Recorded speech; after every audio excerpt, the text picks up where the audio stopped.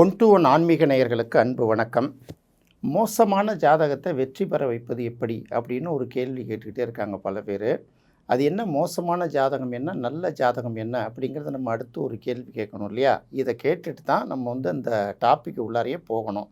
அது என்ன மோசமான ஜாதகம்? அப்புறம் சொல்லுவாங்க, என் ஜாதகம் சுத்த ஜாதகங்க, ஆனால் அந்த ஜாதகம் நல்ல ஜாதகம் இல்லை அப்படிம்பாங்க. இது எப்படி மோசமான ஜாதகம் எது, சுத்த ஜாதகம் எதுன்னு எப்படி தான் கண்டுபிடிக்கிறது அப்படின்னு ஒரு கேள்வி வரும்ல. மனிதர்களை பொறுத்த வரைக்கும் இயற்கையோட படைப்பில் எல்லாருமே சுத்தமான ஜாதகம் தான். அசுத்தமானவர்கள் அப்படின்னு பார்த்தீங்கன்னா எல்லாருமே அசுத்தமானவர்கள் தானே. உடம்புல எல்லா பொருள்களையும் அப்படியே வச்சுக்க முடியாது. சில கழிவுகளை உடலை விட்டு வெளியேற்றக்கூடிய சில உறுப்புகளும் இருக்க தானே செய்யும். குழந்தைகள்ங்கிறது ஒரு அழகான ஒரு விஷயம், ஒரு தெய்வத்தன்மையான ஒரு விஷயம். அதுக்கு யார் ஏமாத்துறாங்க, யார் பொய் சொல்கிறாங்கன்னு தெரியாது இல்லையா? அப்போ அந்த குழந்தைகள் அழகாக தூக்கி கொஞ்சும் போது அந்த குழந்தைகள் யூரின் மோஷன் போகிறதும் உண்டு தானே. இப்போ இதெல்லாம் பார்க்கணும் இல்லையா? இப்போ குழந்தைகள் மாதிரி தான் ஒரு ஜாதகத்தை பார்க்கும்போது இது ரொம்ப மோசமான ஜாதகம் அப்படின்னு சொன்னால் நம்ம எப்படி சொல்கிறதுக்கான தகுதி நமக்கு என்ன இருக்குது? இது முதல் கேள்வி. அடுத்தது, இந்த மோசமான ஜாதகத்தை வெற்றி பெற வைப்பதற்குன்னு சில பேர்கிட்ட சில ஃபார்முலா இருக்குதான். அது என்ன ஃபார்முலான்னு தான் எனக்கு ஒன்றும் தெரியல. முதல்ல இந்த மாதிரி சொல்கிறாங்க இல்லையா? அவங்களுடைய ஜாதகத்தை வாங்கி பார்த்தாலே நமக்கு பல விஷயங்களை தெரிஞ்சிடும்.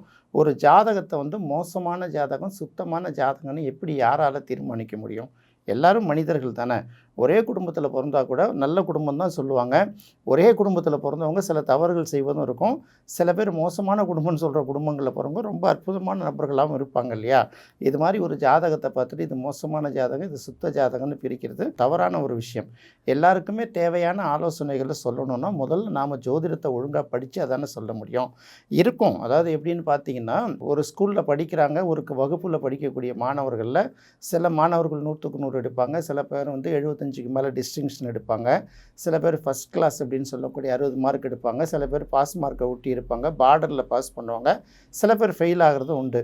இது வாழ்க்கை முழுக்கும் அப்படி ஃபெயிலியர் ஆகிடுமா அப்படின்லாம் பார்க்க முடியாதுல்ல. இதுக்கு என்ன கேட்டகிரி அப்படின்னு பார்த்தீங்கன்னா, ஜென்ரலாகவே ஒரு ஜாதகத்தில் என்ன சொல்லுவாங்கன்னு இதை நம்ம தொடர்ந்து சொல்லிக்கிட்டு இருக்கிற பாயிண்ட்டு தான். இருந்தாலும் திரும்ப திரும்ப ஏன் சொல்கிறோன்னு கேட்டிங்கன்னா, நம்ம என்ன சொன்னாலுமே பார்த்தீங்கன்னா இது யாருக்கும் எதிர்ப்பான விஷயமா நம்ம இருக்கக்கூடாது. மக்கள் விழிப்புணர்வோடு இருக்கணுங்கிறதுக்காக தான் நம்ம இந்த மாதிரி டாப்பிக்குகளை தொடர்ந்து பேசிக்கிட்டே வரோம். அப்போ ஒரு லக்னத்தில் லக்னாதிபதி மறைவிடங்களில் இல்லாமல் இருக்கா, நல்ல நிலையில் இருக்கா. மறைவிடங்கள்னு கூட சில நேரங்களில் சொல்ல முடியாது. நல்ல நிலையில் இருக்கா அப்படின்னு பார்க்கணும் ஃபஸ்ட்டு. நல்ல நிலையில் இருந்தால் தான் எது வந்தாலும் அவர்களால் அந்த பிரச்சனையை எதிர்கொள்ள முடியும். அடுத்தது தனக்குன்னு ஒரு கம்பீரத்தை உருவாக்கிக்க முடியும். இதெல்லாம் பார்த்திங்கன்னா லக்னாதிபதியை வச்சு தீர்மானிக்கிறது. நம்ம ஜோதிட உலகத்திலே நிறைய பேர் பார்ப்போம், என்னென்னோ சொல்லிப்பாங்க. ஒரே ஒரு செடியை அப்படியே கிள்ளிட்டு உங்கள் வீட்டில் வச்சிங்கன்னா நீங்கள் தான் கோடீஸ்வரன் அப்படிம்பான். அதே போல் பார்த்திங்கன்னா, இந்த பொருளை வாங்கி நீங்கள் வீட்டில் வச்சுக்கிட்டிங்கன்னா உங்களுக்கு எந்த நஷ்டமும் வராதும்பான். இந்த சோழி இருக்குது இல்லையா, கிளிஞ்சல்கள் மாதிரி சோழிகள் கிடைக்குதுல்ல, இந்த சோழிகளை வாங்கி வீட்டில் வச்சுக்கிட்டிங்கன்னா அவங்களுக்கு கஷ்டமே வராதும்பாங்க. கடற்கரை ஓரம் வசிக்கிறவர்களில் பெரும்பாலானவர்கள் பார்த்திங்கன்னா அவங்க வீட்டில் சோழி இதெல்லாம் இருக்க தான் செய்யும். அதனால் அவங்களுக்கெல்லாம் வறுமை இல்லாமல் இருக்காங்களா அப்படின்னு பார்த்தீங்கன்னா அப்படிலாம் யாருமே இருக்கிறதில்ல. எவ்வளவு தான் சொகுசான இடங்களில் பிறந்தாலும் சில நேரங்களில் பார்த்திங்கன்னா அவங்களும் கஷ்டப்பட்டு தான் ஆகணும். எவ்வளோ மோசமான பாதிப்பான ஏழ்மையான குடும்பத்தில் பிறந்தாலும் அவர்களும் உச்சம் தொட முடியும். இதை பார்த்திங்கன்னா இந்த ஜாதக அமைப்பை வச்சு தான் சொல்ல முடியும். நம்மளுடைய பெயருக்கு இழுக்கு வந்துடக்கூடாதுங்கிறதுல ரொம்ப கவனமாக இருக்காங்கல்ல, அதுதான் உண்மையிலேயே நல்ல ஜாதகம். பணத்தை சம்பாதிக்கிறத மட்டுமே வச்சு ஒருத்தங்களை எப்படி நம்ம பேச முடியும்? பணம் இருக்கிறவங்க எல்லாம் சாதிச்சிருவாங்களா? இந்தியாவில் எத்தனை தொழிலதிபர்கள் இருக்காங்க? இவங்க நினச்சாங்கன்னா அவங்க நினச்சிட்டு ஒரு ஒரு தொகுதியில் அவங்க தானே எம்எல்ஏ எம்பியாக இருக்க முடியும். இதை எல்லாத்தையும் கடந்தது தான் பார்த்திங்கன்னா உலகம். அதே போல் தான் ஒரு ஜாதகத்தையும் நீங்கள் பார்த்துக்கிட்டே வாங்களேன். இப்போ நீங்கள் சாதாரண நிலையில் தான் இருப்பாங்க, அவங்க ரொம்ப மகிழ்ச்சியோடு இருப்பாங்க, நிறைய வசதியாக இருப்பாங்க, அவங்க பார்த்திங்கன்னா பெரிய போராட்டத்தில் இருப்பாங்க. இதெல்லாம் நம்ம பார்க்கும்போது இப்போ எது நல்ல ஜாதகம், கெட்ட ஜாதகம், அது சுத்தமான ஜாதகம், மோசமான ஜாதகமா? மோசமான ஜாதகத்தை மட்டும்தான் அவங்களால ஜெயிக்க வைக்க முடியுமா? இது என்ன கணக்குன்னே தெரியல. மோசமான ஜாதகம்னு ஐடென்டி பண்ணுறீங்களா? உங்கள் ஜாதகத்தை என்றைக்காவது எடுத்து நீங்கள் பப்ளிக்கில் போட்டு விடுங்க பார்க்கலாம். உங்கள் ஜாதகம் சுத்த ஜாதகமாக அல்லது மோசமான ஜாதகமானு பார்க்கணும். ஸோ லக்னாதிபதி நல்லா இருக்கணும் அப்படிங்கிறது ஃபஸ்ட்டு பார்ட்டு. அடுத்தது 5ஆம் அதிபதி. 5ஆம் அதிபதி நல்லா இருந்தால் தான் தன்னை போல் இன்னொருத்தவங்க கஷ்டப்படுறானேன்னு சொல்லிட்டு அடுத்தவங்களோட வழி தெரியும். இப்போ நம்ம பார்க்க அரசியல்லே பல பேரை பார்க்கலாம். எவ்வளவு தியாகம் செய்தவர்கள்லாம் பார்த்தீங்கன்னா, இருக்கிற இடமே தெரியாம இருப்பாங்க இல்லைங்களா? இதெல்லாம் பார்த்தீங்கன்னா, இதுதான் உண்மையிலே அருமையான ஜாதகம். பிறருக்காக, இந்த உலகத்துக்காக வாழ்ந்து நிறைவாழ்வு வாழ்ந்தவர்களுக்கு செம்மல் அப்படிங்கிற ஒரு பேர் உண்டு. அது வந்து ஒரு பூவோட பெயரும் அப்படின்னு வச்சுக்கலாம். இதுதானங்க நல்ல வாழ்க்கை.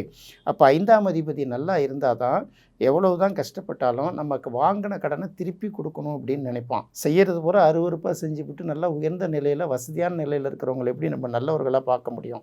எவ்வளோ ஏழைகள், மிகப்பெரிய மன்னர்கள் கூட பார்த்தீங்கன்னா, ஆன்மீக பெரியவர்கள் வரும்போது அவங்க பாதம் பணிஞ்சு வணங்குறாங்களே ஏன்? அப்போ எது நிறை வாழ்க்கை அப்படின்னு பார்க்கணும் இல்லையா? அப்போ வந்து மற்றவர்களுடைய வந்து இந்த வலியை வந்து தன்னுடைய வலி மாரி பார்க்கணும். அவங்களுடைய துன்பத்தை நம்மள மாரி துன்பம் மாரி பார்த்து, அவங்களும் நம்மள மாரி தானே கஷ்டப்படுவாங்கன்னு உணர்ந்தீங்கன்னா, தவறு செய்கிற அந்த எண்ணத்துலேருந்து அந்த மனசு திருந்திடுங்கிறதுனால, அப்போ 5ஆம் இடம் எடுத்தது நல்லா இருக்கான்னு பார்க்கணும். அதுக்கு தான் 1ஆம் இடம், 5ஆம் இடம், அதுக்கப்புறம் 9ஆம் இடத்துக்கு போகிறது. 9ஆம் இடம், 9ஆம் அதிபதி ஏன் நல்லா இருக்கும் அப்படின்னு பார்த்தீங்கன்னா, உங்களுக்கு வந்து பார்த்தீங்கன்னா, மனிதர்களுக்கு தேவைகள் அப்படிங்கிறது ஒரு பார்ட் இருக்கும். ஆசைகள் அப்படிங்கிறது ஒரு பார்ட் இருக்கும். ஆசைகள்லாம் நிறைவேறுதோ இல்லையோ, அட்லீஸ்ட் குறைந்தபட்சம் தேவைகள்லாம் நிறைவேறினா தான் ஓரளவு மனிதனால நிறைவா வாழ முடியும். அதேபோல தனக்கு ஒரு நல்ல ஒரு நாலேட்ஜு, அடுத்தவர்களுக்கு வந்து தான தர்மம் செய்யக்கூடிய குணங்கள், இதையெல்லாம் குறிக்கிறது தான் 9ஆம் இடம். அதனால் ஒரு ஜாதகத்தில் பார்த்தீங்கன்னா, 1, 5, 9 நல்லா இருக்கா அப்படின்னு மெயினாக பார்க்க சொல்லுவாங்க. இதை வசந்தன் ஐயா அடிக்கடி சொல்லிக்கிட்டே இருப்பார். அதனால தான் நான் திரும்ப திரும்ப அதை சொல்கிறது. இப்போ மோசமான ஜாதகத்தை ஜெயிக்க வைக்கிறதுனா எப்படி? எது மோசமான ஜாதகம்னு சொல்கிறீங்க? 1, 5, 9 கெட்டு போன ஜாதகமா? இல்லை வாக்குஸ்தானம் சரியில்லாத ஜாதகமா? இதை எப்படி வச்சு நல்லா சொல்கிறது? அடுத்தது இன்னொரு விஷயம் சொல்லுவாங்க. இதெல்லாம் இருந்தால் கோடீஸ்வரன் ஆக முடியாதாம்பாங்க. கோடீஸ்வரன் ஆகிட்டு என்ன பண்ணுறது? சென்னை, கோவை போன்ற பெருநகரங்களில் முக்கியமான இடங்களில் ஒரு 1/2 கிரவுண்டு லேண்ட் இருந்தால் கூட அவன் கோடீஸ்வரன் தான்.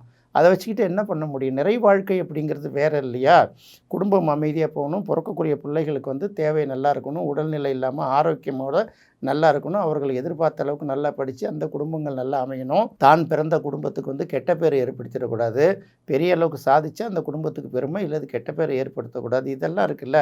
யார் என்ன வேணாலும் பண்ணாலும் பரவாயில்ல, நான் வாழ்ந்தால் போதும்னு சொல்லிட்டு இங்கே உட்காந்துட்டு பொய்யாக பேசிக்கிட்டு பொய்யான விஷயங்களை பேசுகிறவங்கெல்லாம் பார்த்தீங்கன்னா, அந்த ஜாதகம் தான் மோசமான ஜாதகம். இந்த மோசமான ஜாதகத்தை ஜெயிக்க வைக்கிறது எப்படின்னு சொல்லிட்டுலாம் சில பேர் வீடியோ போட்டிருப்பாங்க போட்டிருக்கு. இதை பார்த்துட்டு தான் நம்மள்ட்ட நிறைய பேர் பேசுகிறாங்க. எப்படி சார் அப்படின்னு கேட்குறாங்க. அப்படியெல்லாம் கிடையாது. 1, 5, 9 நல்லா இருக்கான்னு அந்த ஜாதகத்தை பார்த்துக்கோங்க. அது நல்லா இருந்ததுன்னா அவங்கள ஓரளவு நம்பலாம். அது கெட்டு போயிருந்ததுன்னு வச்சுக்கோங்களேன், அவங்கள பெருசாக நம்ப முடியாது. அதுதான் மோசமான ஜாதகம். மோசமான ஜாதகம்னு இந்த உலகத்தில் எதுவுமே கிடையாது. அது நம்மளுடைய அணுகுமுறையிலும் நம்மளுடைய நடவடிக்கைகளையும் தெரியும். நம்ம ஒரு தவறு செய்தோம்னா நாளைக்கு வந்து இதை ஒருத்தவங்க சுட்டி காட்டும்போது நமக்கு வந்து ரொம்ப கஷ்டமாக இருக்குமே அப்படின்னு நினச்சிட்டு பேசும்போதே ரொம்ப கவனமாக பேசுவாங்க இல்லையா? அது நல்ல ஜாதகம். மற்றவர்கள் பலவீனமாக இருக்காங்க, இப்போ நம்ம எது செஞ்சாலும் வந்து அவங்களோட உழைப்பு எடுத்து நம்ம சுரண்டிக்கலாம், அது நல்ல ஜாதகம் கிடையாது. எப்போதுமே நம்மளுடைய மனசாட்சிக்கு பயந்து முடிந்த வரை, எல்லாரும் 100% யோக்கியமாக இருக்க முடியாது. எல்லா ஜாதகமும் 100% சுத்த ஜாதகம் கிடையாது. எல்லா ஜாதகத்துலேயும் மைனஸ் இருக்கும். அதனால் அந்த மோசமான ஜாதகத்தை ஜெயிக்க வைப்பது எப்படி அப்படின்னு பேசுகிறாங்கன்னா, அவங்களுடைய ஜாதகம் ஒஸ்ட்டான ஜாதகம்னு நீங்கள் முடிவு பண்ணிக்கலாங்கிறதுக்காக தான் நான் சொல்கிறது. அதே போல் வந்து ஒரு ஜாதகத்தில் குருவும் சுக்கிரனும் நல்ல நிலையில் இருக்கணும் அப்படிங்கிறது இன்னொருத்தரையும் தெரிஞ்சுக்கணும். ஏன்னா குரு வந்து ஒரு லக்னத்துக்கு பகை கிரகமாக இருந்தால் கூட அது போய் 6, 8, 12 மறையாமல் இருக்கிறது சிறப்பு. அது 9ல் இருக்கலாம், மற்ற இடங்களில் இருக்கலாமே தவிர அதையும் கொஞ்சம் பார்த்துக்கணும். குறிப்பாக 8ஆம் இடத்துல இல்லாமல் இருக்கிறது ரொம்ப சிறப்பு. அதே போல் சுக்கிரனும் பார்த்திங்கன்னா 6, 8, 12 கூட மறையலாம். அது வந்து பாதகஸ்தானத்துலேயும் அதோட பகை வீடுகள்லேயும் இருக்கக்கூடாது. இதையெல்லாம் பார்த்து தான் வந்து இந்த ஜாதகம் நல்ல ஜாதகமா இல்லை வந்து மோசமான ஜாதகமா, இந்த மோசமான ஜாதகத்தை எப்படி ஜெயிக்க வைக்கிறது? வடிவேல் ஒரு படத்தில் சொல்லுவார்ல, ஒரே நாளில் லட்சாதிபதியாவது இப்படின்னு கூட்டத்தெல்லாம் கூட்டிகிட்டு பதில் சொல்ல முடியாமல், நான் எப்படி நோட்டீஸ் அடித்து விளம்பரம் கொடுத்து இன்றைக்கி சம்பாரிச்சனோ அதே மாதிரி நீங்கள் செய்வாங்கன்னு சொல்கிறாங்கல்ல, அந்த மாதிரி தான் பண்ண முடியுமே தவிர, இது எப்படின்னா பார்த்தீங்கன்னா, எதையாவது ஒன்று மக்களை வந்து பலவீனமான மனிதர்களை, கஷ்டத்தில் உள்ள மனிதர்களை வேட்டையாடுவதற்கான ஒரு சதுரங்க வேட்டை மாதிரி இருக்கக்கூடாதுங்கிறனால தான் மோசமான ஜாதகம்னு எதுவுமே எடுக்காதீங்க. அப்படி எடுத்தோம்னா அது நல்ல விஷயம் கிடையாது. அப்படி உண்மையிலேயே மோசமான ஜாதகமாக இருந்தால் அதை ஜெயிக்க வைக்கிறது ரொம்ப ஏமாத்துத்தனமாக தான் இருக்குமே தவிர அது உண்மையாக இருக்காதுங்கிறத தெளிவுபடுத்துறது தான் இந்த விஷயங்களை நான் சொல்கிறேன். என்ன நேயர்களே, இந்த நிகழ்ச்சி உங்களுக்கு ரொம்ப பிடிச்சிருக்குன்னு நினைக்கிறேன். மீண்டும் மற்றொரு சுவையான நிகழ்ச்சியில் சந்திக்கலாம். நன்றி, வணக்கம்.